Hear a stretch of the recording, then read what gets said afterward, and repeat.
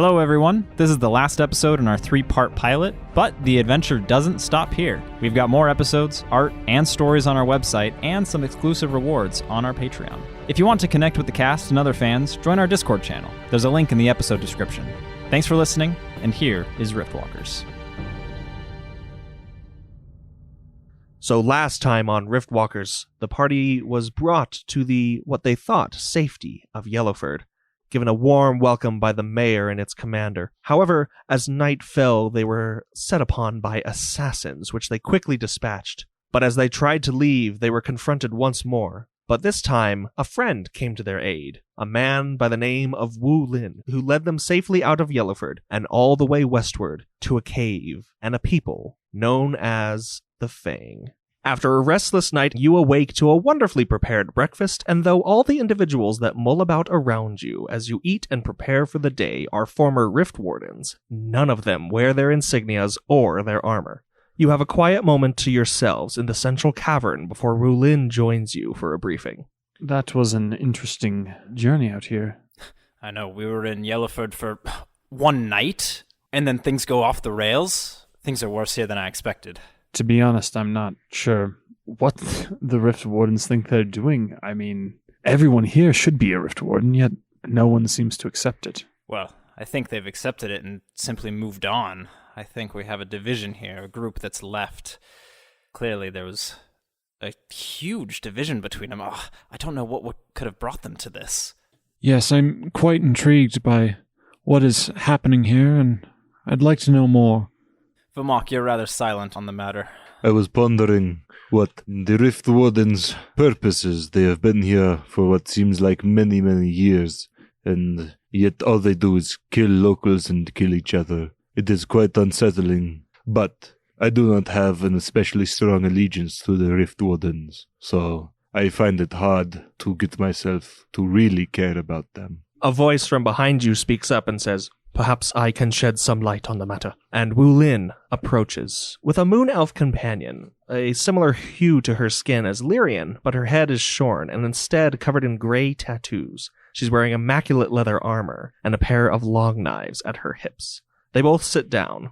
Wulynn, facing the four of you, says, "Good morning, my friends. I apologize that last night was as hectic as it was. This is my second-in-command, Rhea." And Rhea gives a curt nod. Then Wulynn continues on, saying, "I wanted to clear some things up before we set out today. As you know, things have not gone as planned in Yellowford. Rhea and I were some of the first Wardens to come through the rift. After its second or third opening, I cannot quite remember. It started out well enough. Supplies and troops came through regularly, and Yellowford flourished. Faster than it should have, probably, since it wasn't long before we were overworked and stretched too thin. To top it off, supplies stopped coming. Every week became every month, then every few months. Then we started losing patrols. Supplies would turn up, stolen or destroyed. The town was in complete disarray. Years passed in chaos, with everyone fighting each other over the most basic of needs, depending on who found them, if we found them. New arrivals with supplies were either treated as saviors or killed on the spot. That's when martial law was established. Ignalis put a puppet mayor in place, and many more years passed with no opposition to his reign. Yes, we gained stability, but we were stagnant, and we were prisoners in our own homes." Wulynn looks to Rhea, and she then leans forward to speak. "A sizable group of dissenters, calling themselves the Order of the Forest, left Yellowford and formed a commune in the southwest part of the Vale. They claimed to want peace, but anyone who ventured into their lands was never heard from again. We traveled here only a short while ago, forced out because we did not stand with Ignalis and his ideals, but we sensed something dark had fallen over Yellowford Vale, something grave." Wulynn leans forward on the table, steepling his hands. "Rhea is right, and lately those of the Order started appearing and lashing out, almost in a feral rage, while the remaining Wardens in Yellowford tightened their grip and became even more inhumane. Only we, here at the Fang, have remained outside this evil's influence. But I fear that won't last much longer. Scouts of ours report that the Order will make a move soon, and something, some say a monster, others a spirit, fights for them. If they take Yellowford, then the entire expedition into the New World will have been for naught. I do not stand with Ignalis, but he has not been himself, and there are still plenty of innocents in the city who have no choice and nowhere to go." At that point, Wulynn and Rhea stand, then begin to walk toward the mouth of the cavern and the exit from the Fang. Wulynn turns once more and says, "We are going to go and banish this evil, and save this expedition. Yes, you may look around and see many free people here, but they are crafters, farmers, bakers. You are fighters. If you will help us, meet us outside." I am intrigued by what Wulynn has told us. I am very willing to fight this creature. It will provide a great test of strength. Well, for me, it is best that we stay here. I mean, we didn't make it one night inside Yellowford, yet here we slept calmly and peacefully. They might be the better organization to follow, for the moment at least. I have been quite intrigued by the creatures that we have been meeting, especially the one that they called an elf. And now this creature that Wulynn speaks of, I'm quite intrigued about learning more, and if I have to fight it to learn more, then so be it. And I will be by all of your sides. I won't simply abandon my cause here. I think I at least owe it to the Wardens on the other side of the rift to discover a little bit more about what's going on here. Very good. Then, I am going to meet Wulynn outside. Luca, will you join us, or stay here and cower? I will go. Who knows what we may learn, and we will need help in this land. We cannot make it on our own. As you exit the Fang, Wulynn and Rhea greet you with approving smiles, then bolt south, following the western cliffs. As you follow them through the forest, it's strenuous, but not exhausting, and it isn't long before you reach a large clearing. A jagged cave entrance, like a dark maw, looms on the southwestern side, while on the east, you can just barely make out a few fleeting figures around a large, spindly wooden form. It's definitely not a tree, standing on two legs, but it's too far to see specifics. And Wulynn starts stepping into the clearing and draws his long sword. Reese follows with his greatsword drawn. We all enter the clearing, ready and armed for battle. Then as you step more toward the middle of the clearing, you see very clearly that the members of the Order, as they've been called, are pruning a giant figure of a tree. It seems to have large trunks and spindly vines and formations of roots as its legs, going up into a more sturdy hip and body, where then it's mixed in with bits of fur and flesh and animal bone, culminating all in two massive arms with huge claws made of the ribs of some great beast, and then the head of an elk topped above it all, staring silently into the dirt at its feet. However, as the members of the Order notice you, they bolt into the forest and away from this great figure that they've been attending. Does this figure react to our presence? It does not currently. Luca is going to bend down then and try to start a fire. He's going to gather a couple of sticks nearby. And he's going to try to start a little small fire that maybe he can catch on the candles that he keeps, because that thing looks flammable. Okay. And no time like the present to start a stew. Right? Start it now. It's done by the time we take a short rest. Thinking ahead. As Luca is making his fire, Lyrian just kind of comments, "That's not natural." I wonder if that's a representation of what they worship, or the beast itself.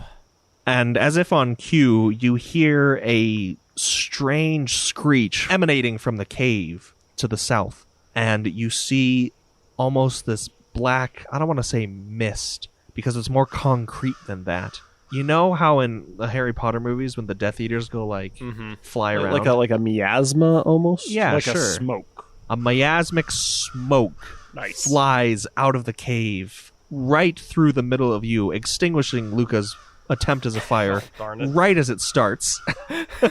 I really wanted to have that be catch and just me be fighting him, one hand on a rapier, one hand holding a candle, trying to poke it into him. A candle. I guess we live with what we got. And then it collides into the great figure with a resounding boom, which shakes the forest around you, sending birds scattering, leaves falling to the ground, and you see the figure just topple over backwards and crash into the dirt.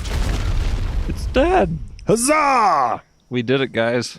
And then a moment later, it lifts up its leg as if to stand, and it plants it into the ground, and then its other leg.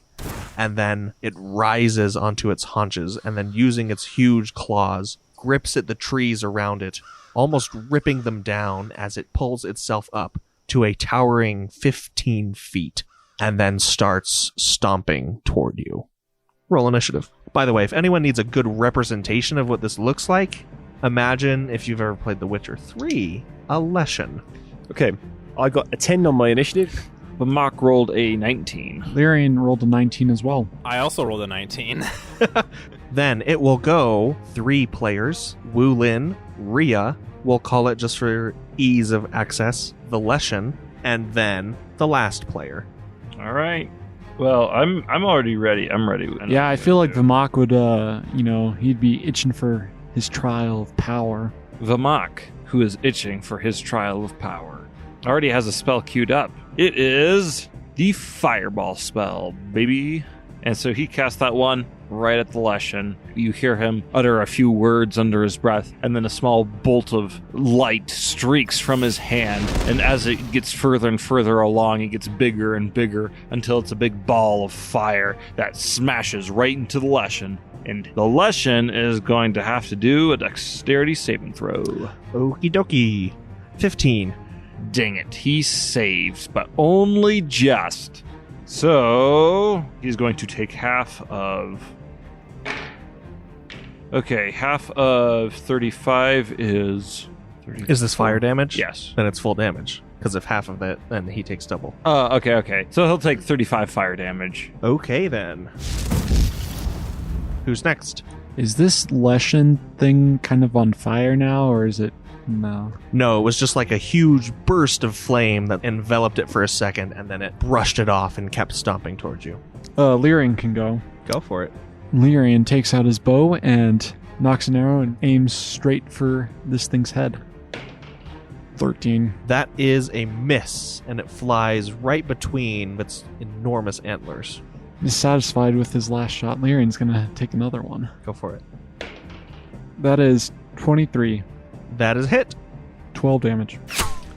It suffers 6 damage and continues stomping toward you as the arrow that you hit it with just thwunks into its body and disappears in one of its tangling masses of leaves and such. Reese, go first so I can get flanking, and if I get flanking, I can add 4d6 to my attack. Alrighty. Is this thing close enough that I can get up to it in one move action?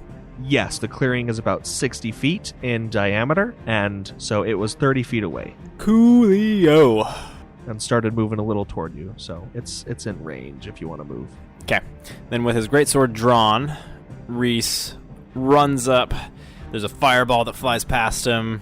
2 arrows shoot past him, and he follows it up with a great hack of his greatsword. I think he misses with a 10. That does miss. He's a little too excited, and he just whiffs it. Do you not get 2 attacks? Oh, yeah, he gets another one. So How you whiff a honking giant attack against a gigantic 15-foot tall tree is beyond me, but yeah. maybe the arrows flying past him made him have a little bit of pause. And the exact same thing, also a 10. Okay. It was the fireball. It knocked him back a little bit while he was slashing. Missed his leg. As you slash at its leg, it lifts up that leg, and then as you slash at the other leg, it takes another step. Like it just isn't even paying attention to you. I'm just...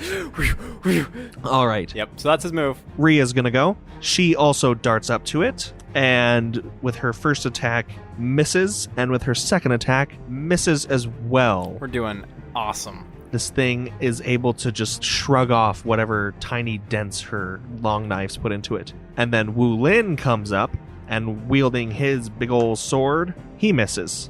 This is going great. All right, now the Leshen's turn. With one of its big old feet, it stops and plants itself, and then it reels back its foot, and it delivers a big old swift kick at Wulynn for 22 damage. And Wulynn is blasted back 20 feet, spinning through the air, somehow still clutching onto his sword, up until he smacks against the ground, however, and takes another 5 damage, and he kind of sputters for a second, like, and he coughs up a bit of blood before slowly getting to his feet. Luca, seeing the Leshen surrounded by different people, runs up to it, actually gets behind it on the opposite side, and with his advantage strikes. I'm going to guess a 26 hits. Nope. His AC was 27. Sorry. For 23 damage. You're piercing, it's a rapier, right? Yeah. Okay, so it's actually, 11? So Luca, knowing that his rapier is fairly useless against a tree, decides to take his attacks to the more flexible joint areas, managing to secure a blow, but it's not particularly effective. But you still send a few wood chips flying. Sort of sap dribbling off the end of my sword. All right, back to the top. It's a player's turn. Well, Vamok's got another fireball queued up. So another streak of light bursts forth from his hand, and that Leshen needs to do another dexterity saving throw. You know what's great about this is that fireball could be 5 feet wide, and Vamok could throw it at the Leshen, and it could still be 3 feet above any of our heads. 3. That does not save. So the fireball comes right at the Leshen, full force, hits it right on the elk skull thing, and all of its little branches are catching on fire, dealing 62. That's already, What? Dealing 62 fire damage. It's already doubled. Okay. Yeah. I was like, whoa, jeez. 124! And the Leshen died. Okay, that's rough. And Vamok would like to take this time to inform everybody that he is now out of spell slots until he takes a short rest. So he's just going to go off back into the forest and lay down for a bit. Okay, so, and just for logistics' sake, we've got the Leshen, we've got Luca behind it, Rhea in front of it, Reese in front of it, and then Vamok and Lyrian kind of back where you started, Yes. with Wulynn, who is now getting up. All right, so another player's turn. Can I stab it again, guys? Sure. All right, Luca, seeing his opportunity as is reeling from a horrific fireball, once again approaches, hoping for the lethal wound. Definitely hits. 25. Nope. AC was 26. One lower than last time. All right. 24 divided by 2.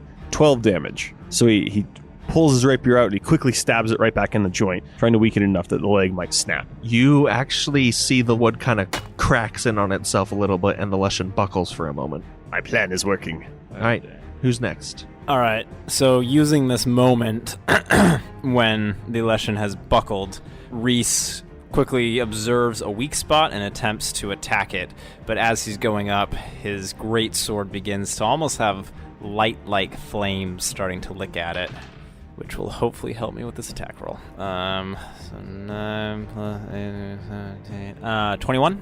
So as you swing your sword, the Leshen erupts in a black cloud of smoke and disappears. Like the whole thing or just the spirit? The whole thing. Okay. And from where it was, a murder of crows fly out in every direction, and beaks and claws shred Luca and Rhea and Reese for 11 damage each. Take it. Since I was attacking, do I get to hit one of them? And you kill one of the crows. Hot dog. I will need a minor wound. Yeah, me too. Both of you are bleeding. Okay. You have slight lacerations. You'll take a -1 on strength-based attacks. Okay. And then the Leshen reappears in another burst of crows in front of Lyrian, Vamok, and Wulynn, dealing 11 damage to each of them. Vamok will also get a minor injury. Okay. I thought you were about to do like an instant interrupt, and I was going to be pretty excited. Nope. Vamok, you will take a -1 to strength saving throws. Okay. And technically, Reese, it's still your turn. That was just a reaction. Okay. He is now like 15 feet back or a full 30 feet? 15. Hurl your sword at him like a spear. Basically, I'm able to get there in a move, right? Yes. Okay, so Reese just kind of trying to understand what's happening. He sees the murder of crows reform down by Vamok, and he bolts after it. And this is actually good because now that he's on the backside of it, that's where Luca had weakened it. So he's going to use his second attack to attempt to hit the weak spot. Which hits, dealing, nice, 16 damage, which probably halved. The Leshen is falling apart, basically. And now it is Rhea's turn. She is going to run up to it. She critically fails. Oh my gosh. I'm sorry, Rhea. As she tries to sprint over and sink her long knives into this crumbling Leshen, she trips, but is able to quickly recover and spend the rest of her turn getting to it. Wulynn takes a swing and hits. And he swings his big old sword right at one of the Leshen's arms and deals 20 damage, Nice. severing the arm completely. And now it's the Leshen's turn. The Leshen turns around toward Reese. And you see, if you could call them toes, more like these weird root things just dig into the ground. And the ground kind of shakes and it's exploding as right underneath it, roots shoot toward where Luca, I guess it's just Luca left, It is. where Luca still stands, and then erupt in a cone, jutting out like spikes from the ground, Okay. dealing 0 damage. 10 damage to Luca.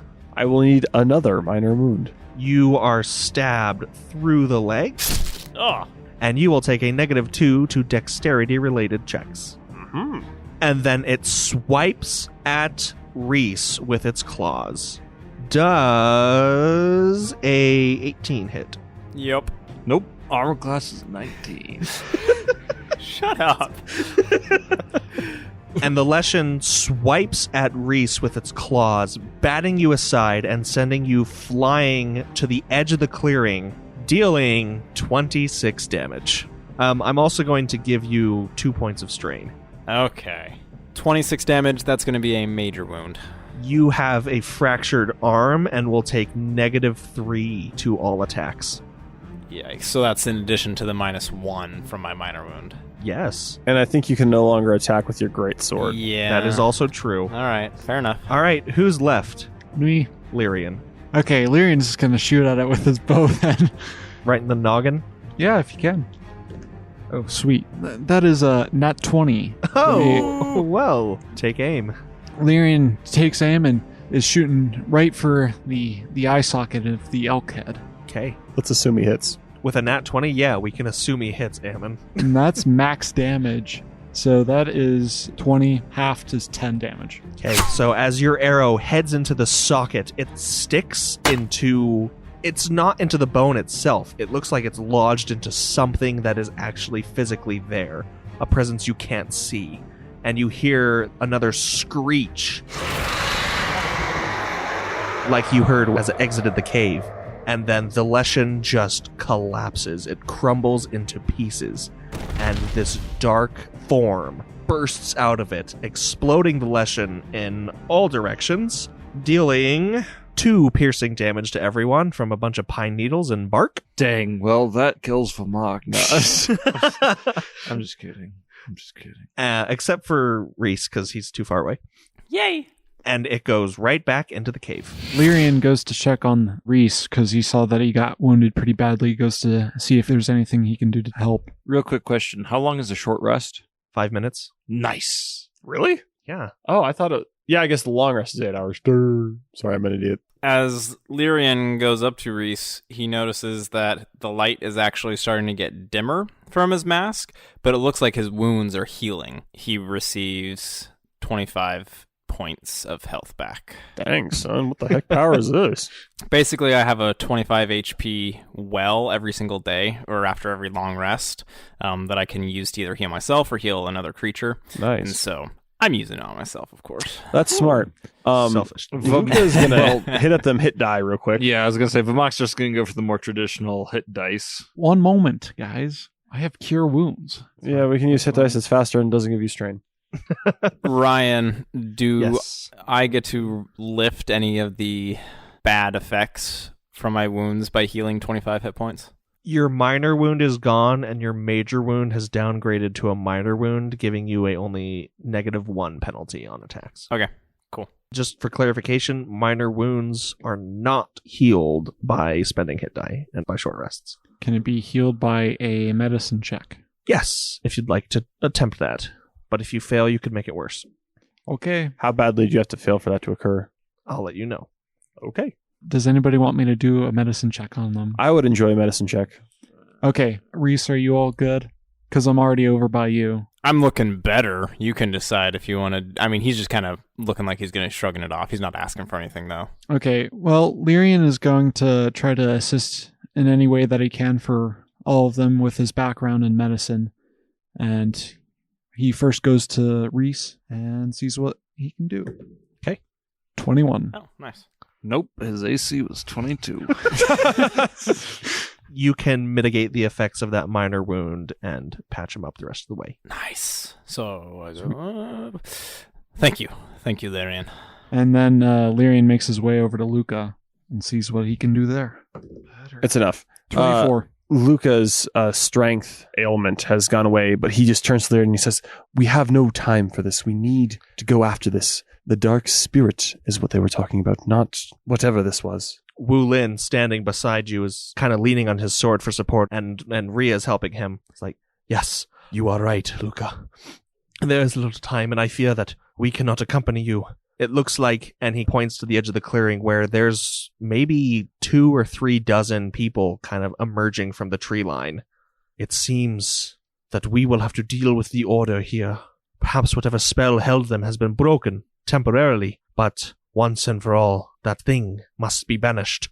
I implore you, please, destroy it. After a short moment to catch our breath, we take a couple of minutes to sit down, but we charge right in to the cave to chase after this dark mass that left. Yeah, everyone? That's what you do? Yep. Yes. All right. So charging into this cave, you are immediately confronted by how cold you become, and especially how dark this cave is. The first little chamber that you go through is quite small and also quite plain. And as you are moving along, it gets narrower and narrower, where you definitely have to just go scooching by on your side. For Vamok, it's definitely a tight squeeze. Actually, Vamok, I want you to do a dexterity saving throw. My -1 is for strength saving throws. Stupid crows. Aha! That was an 8. You are able to make it through with relative difficulty, but you aren't slowed greatly. The more you go in this cave, perhaps it's your eyes playing tricks on you, but it looks like the walls are writhing. They seem to be wet, slick with some sort of substance, but as you reach out to touch it, if any of you do, it's dry, and the glisten seems to fade the closer you get, and if any light is shined upon it. Bat guano. Hey, use that for fireball. Speaking of which, did anyone light any sources of light Luca besides Reese's face? relit his candle. Like, is this just a single candle, or is it like a Yeah, candelabra? it's just a candle. It's just a candle. They're much more effective for long-term light than torches. He carries a candle. No, he didn't. Torches last like 15 minutes. He also likes to get his wax seal in there, you know? Like No, he's legitimately carrying a candle. He's got a little candle stand with a candle. Like, guys, you didn't have a flashlight back in no say when. Vamok pulls out a small oil lamp and rubs it, and the genie comes out and he says, "I wish for a lantern." And then the genie goes back in the lamp, and Vamok takes his lantern and You should have said torch. That way you would have gotten a flashlight, you know, like they say in Britain. because Vamok's British. No. What does Vamok actually do? Vamok takes a torch out of his dungeoneering pack, if there's one in there. I think so. Yes. And he lights it using Luca's candle. It takes Luca like, hands out his hand in a fist bump position saying, teamwork. Yep, he gives him the fist bump, because while the candle does burn longer, it also produces like 0.1 lumens, you know? It's like everybody's straining their eyes, So, newly lit, this chamber that you're in, there's a large pillar of spindly rock in the middle of the room that does not seem natural. However, there are no other remarkable features in here besides the room being almost perfectly circular. 2 passageways lead off. However, the one on the left seems to arch up rather steeply and continue going up until it seems there might even be some light leaking in. It would definitely be a long and difficult climb. And the pathway on the right seems to slope ever so slightly downward, where it might even be precarious to travel upon, given the slick nature of this rock. We must find whatever this thing is, and I don't think it's going towards the light. I think we should descend further. I agree. If I were a nasty dark cloud, I would go as deep down as I could. Humorous as that is, Reese, I do agree. I don't think the spirit would go towards the light. Let us go deeper down and extinguish it once and for all. Very well. Let's go. Reese heads down. We all follow. You go along this passageway for a good 5 to 10 minutes, it would seem. The light of your candle torch and even Reese's eminence seem to be a bit choked by this darkness all around you. Again, it's very unnatural, and it seems to be emanating from the walls. As you continue along this pathway, however, it becomes shorter, narrower, eventually culminating, however, into a sizable room that, unlike the rest of the cave up to this point, seems of natural formation. However, there is just a plain flat wall facing you on the other side, though there is one feature that stands out. Specifically, what looks to be a sizable hole just before said dead end. Curious about this interesting hole right next to this dead end. The deep nature of it. Oh, I guess I haven't seen the hole. Luke goes to investigate the hole. Lyrian looks at Luca and says, "Be careful, my friend. It seems quite a depth." I would just like to investigate. It seems, honestly, the only way forward. I think we should maybe descend carefully. Does anyone have any rope? Reese had already pulled out the rope from his explorer's pack, and he's looking around right now for maybe a solid anchor point to tie it to. Yeah, there's a pretty good stalagmite not too far away that you could tie it around. Okay. Reese draws the party's attention to this seemingly solid anchor point. I think we could tie off here. If we're only sending one down, we could hang on to it just to make sure, but it should hold. Then he begins tying a good knot. Luca, would you do an investigation check as you're examining this opening? 21. So as you're looking down here, you see that the rock, it seems natural, and it seems also to go down quite a bit. At least the light that your candle is giving off is not enough to see the end of this chimney, we'll call it. Is this chimney wide enough that I could kind of like do a rappel type action down it? Rappel, no, but one of those, like, what's it called when you're like a shimmy or something? Yeah, okay. Like a shimmy. In that case, Luca's going to have to go down this bad boy in the dark. So he's really looking forward to that. A moment. And you see Vamok reach into his bag and he pulls out 10 pythons that I didn't know he had until I looked at what was in a Dungeoneer's pack. These may assist you in your climb. They could be useful. However, I don't know if I have the strength to drive them in. This seems hard, firm stone. Or the leverage, for that matter. It's a pretty cramped space. Pretty cramped. Would you like a hammer? I have one as well. I think if I just take the rope from you all, and with you holding it, I should be fine. We'll just be exploratory. I won't go further than the rope without returning. Very well. If this is the course you wish to take, do so. Okay, so it's a pretty tight space. So Luca is going to take off his thicker armor that'll really restrict his dexterity, and probably most of his sword, like his pack stuff. It probably will not fit down the space, at least easily. It might with time. So Luca's going to just start his descent. He has secured himself with a climber's knot that should create some sort of harness with the bottom part of this rope. So he should be able to ascend fairly secure. Okay. So the rope's like around your waist, or? Well, I'd like to do a more of like a harness around both legs type of thing. Sure. Yeah, if okay. That is a possibility. You've got enough rope. Okay. Hey, man, what kind of armor does Luca have? He only has leather armor, but I feel like in character and story. Reese goes over to Luca as he's taking off his armor. Can I see a piece of it, perhaps a pauldron? He hands one over. And Reese goes over to the lip of the chimney, and he kind of wedges it over the top where the rope would be rubbing on, and he just kind of sets the rope on top of it. We'll let the rope rest on this. We don't want it snapping on the rock.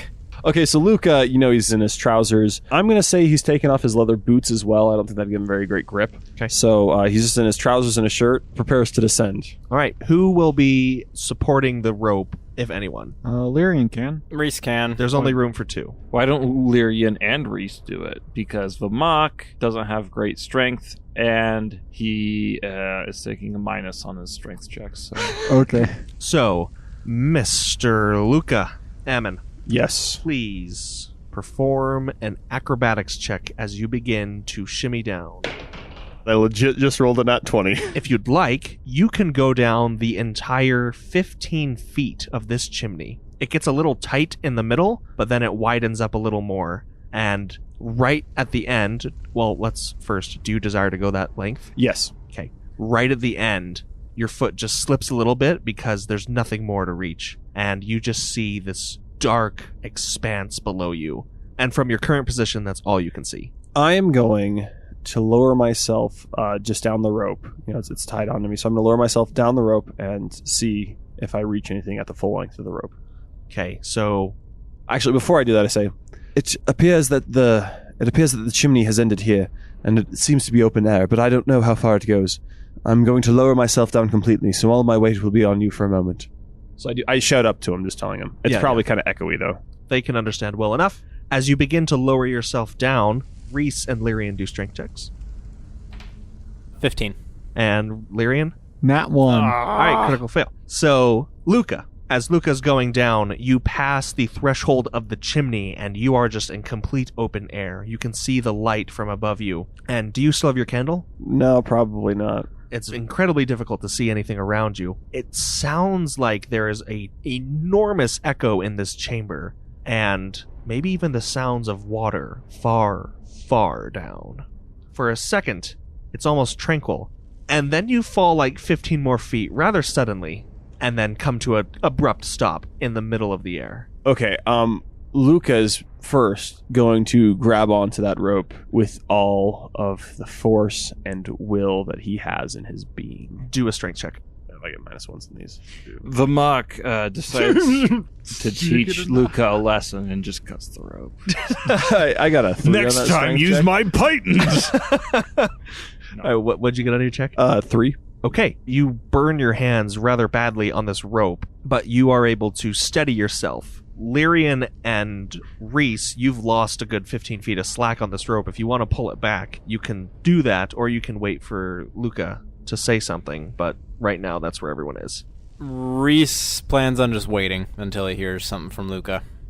I already said that I took everything off. Not taking off my pants. I don't think I have anything else. Luca is going to begin to climb back up. His intention is to get to about the top of the chimney and ask someone to throw down like a rock or something for him to drop down there and see how far it falls. You mean the bottom of the chimney? Yes, the bottom, sorry. Okay, do another strength check. Better. A total of 15. You're able to make your way up. It's a little painful, especially with your hands, raw as they are, but you're able to climb that bit of the rope. So there's now like a slack of rope hanging down from you, correct? Mhm. Yes. Yeah. Just into this emptiness below. And you are in range of calling up. You're at the bottom of the chimney. So I climb up to the top of the rope, and I also enter into the bottom of the chimney. So I've wedged myself pretty firmly. My back, is against the far side there. And I just call up and say, "Send down a stone or something. I think I need something to see how far this drop is." And then a huge boulder falls down the hole and hits Luke on the head. Who's closest to the lip?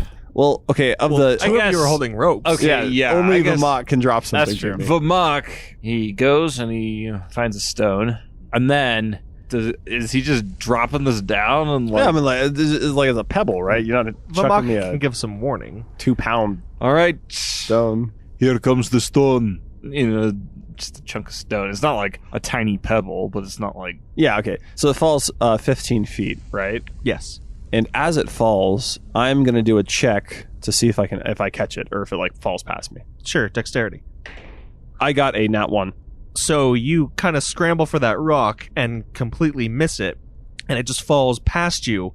And as you are then like pressed against the sides of this chimney with bated breath, you just hear silence and silence and silence, and then the tiniest little blink. So I begin my climb back up to kind of talk next step here.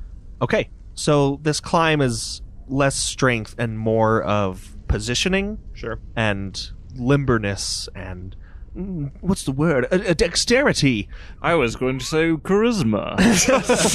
Acrobatics check, please. That will be another nat 1 there. Oh my gosh. Okay. Wow. Well, you suck. So as you begin your climb, you wedge one of your feet into the bottom of the chimney and you give it a good push to get yourself up, and it just goes through, offering almost no resistance, and you go straight down. So you fall a good 16, 17, maybe 18 feet on this rope. Break my pelvis with the impact. Honestly, maybe. Lyrian and Reese, please do strength checks as you are pulled toward the chimney. 21. 11. So you grab the rope tight, and I'm going to do a percentile roll for the rope. Okay.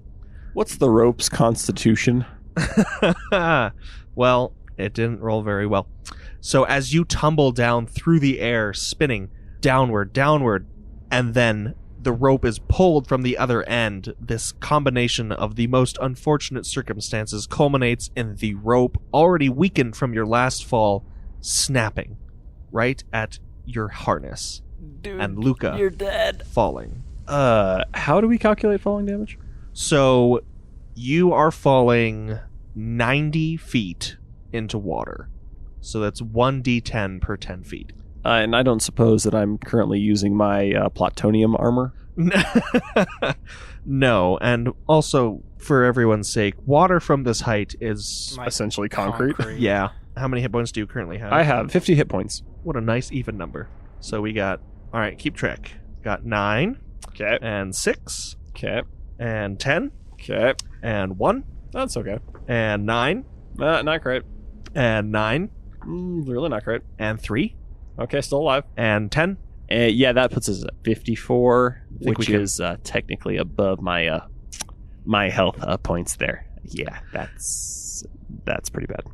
So as Luca splashes down in the water below with a resounding smack, you feel an excruciating pain as your vision, already darkened by the lack of any light in this cave, you see flashing lights in your vision as your head is smacked against a rock almost 20 feet down in the water as you've just plummeted in here.